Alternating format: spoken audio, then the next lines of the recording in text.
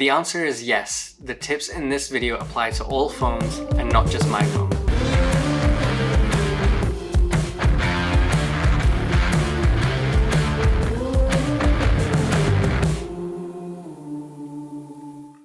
Hey guys, what's up and welcome back to another video. In today's video, I'm going to be sharing with you 5 tips on how to get better with mobile photography. If you implement these tips correctly, then you'll get better at mobile photography really quickly and your Instagram posts will all look really good to the point that your friends will start asking you how to take better photos. The first and simplest tip is to clean your lens. Think about it. You're using your phone all day, it goes in and out of your pocket 100 times a day, you've got your fingers all over the lens, and maybe some of you use your phone while eating. So now you have all this, I don't know, gravy and chicken and your greasy fingers all over the lens. Do you really want to use that lens? Absolutely. No, of course not. So I'd recommend that you use a microfiber cloth to clean your lens. But I get it, nobody carries around a microfiber cloth. So just do what I do. Use your shirt. Gently wipe the lens with your shirt and there you have it. All that filth has now transferred from your lens to your shirt and you're ready to take some photos. Tip number 2 is composition or framing. And this could be a whole separate video in and of itself, but I want to briefly go over one thing about it. I want to specifically talk about the rule of thirds. This is basically a guideline or a technique that will help you to better compose your shots. I want you to go into your camera settings, find the option for grid lines and turn them on. This will overlay a grid on your screen and as you'll notice,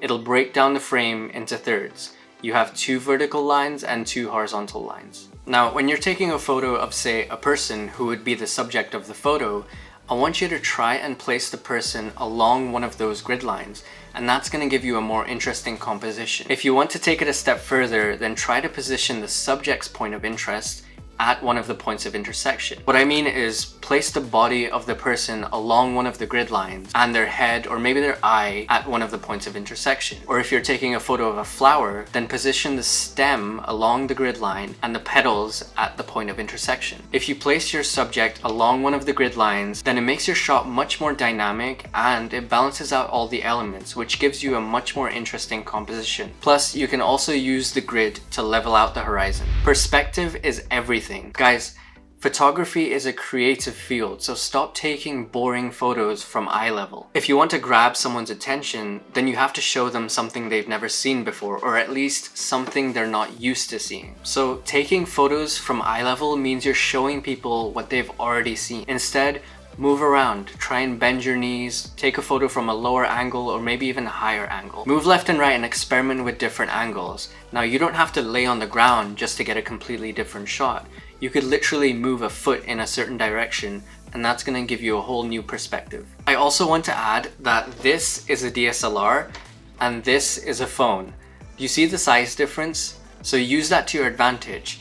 Your phone can fit in so many more places than the DSLR, so try finding those places to get a new perspective. Of course, there's a bonus tip. I like to go further. I like to go above and beyond. I like to go the distance. Okay, the bonus tip is to add depth. You ever look at a photo and it just looks flat? Well, that's because there's no depth to the photo, but there are various ways to add depth. And one of the easiest ways is to actively think about the foreground, the middle ground, and the background. Take a look at these photos. They all have elements that add depth. You've got the lamppost and the fence in the foreground, the water in the middle ground, and the tower bridge as the background. The next photo, you've got what seems to be a blurred out fence in the foreground. You've got the cat, the bag, and the bush in the middle ground, and you've got some trees in the far distance as the background. You might also notice with this one that the middle ground is in focus while the rest of the elements are out of focus, and that's a really good way to add depth as well. In this final photo, you have the person standing in the foreground, you've got the water and the boat in the middle ground, and you've got the shard at the back in the background. So next time you go about taking photos, try to actively think and incorporate these elements into your photo, and this will add a lot of depth to your photos, making them much more interesting. Tip number 4 is to set your exposure. Now, the auto exposure works just fine a lot of the times, but sometimes you can get a better photo if you manually adjust it. Don't worry, you don't have to know anything crazy about cameras. It's actually very simple. You've probably noticed that when you tap on your screen with the camera open, a little circle comes up with a slider next to it. That slider is your exposure. So whenever you take a photo, tap on the screen where you want your camera to focus and then move the slider around to set the exposure. Now, this is a matter of preference and every lighting condition is different. So I can't tell you a specific setting on the slider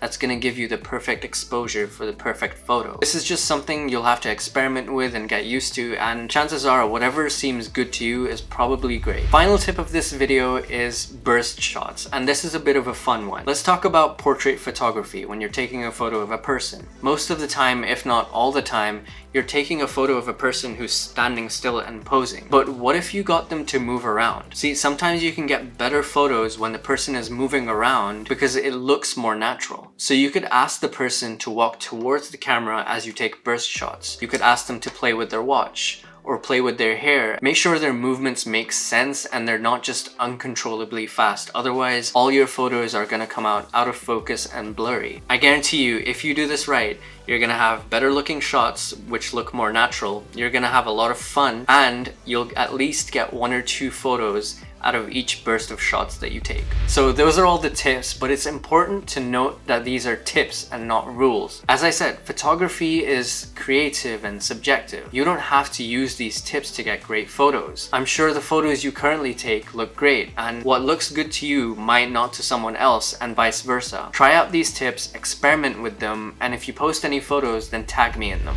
That's all from me for this video. I hope these tips helped you get better photos with your phone. If you have any questions, then leave them down in the comments and I'll reply to each and every single one of them. Please leave a like and subscribe to the channel if you're new, especially if you're into photography, because there are definitely more photography related videos coming. Thank you for watching, and I'll catch you in the next one. Bye. Now, think about it. You're using your phone all day. It goes in and out of your... Absolutely. Absolutely. Absolutely. Absolutely. Absolutely. Absolutely. Absolutely. Absolutely. Move left and right and... completely different shot. You could move left and right and experiment with different angles. Now, you don't have to lay on the ground and experiment.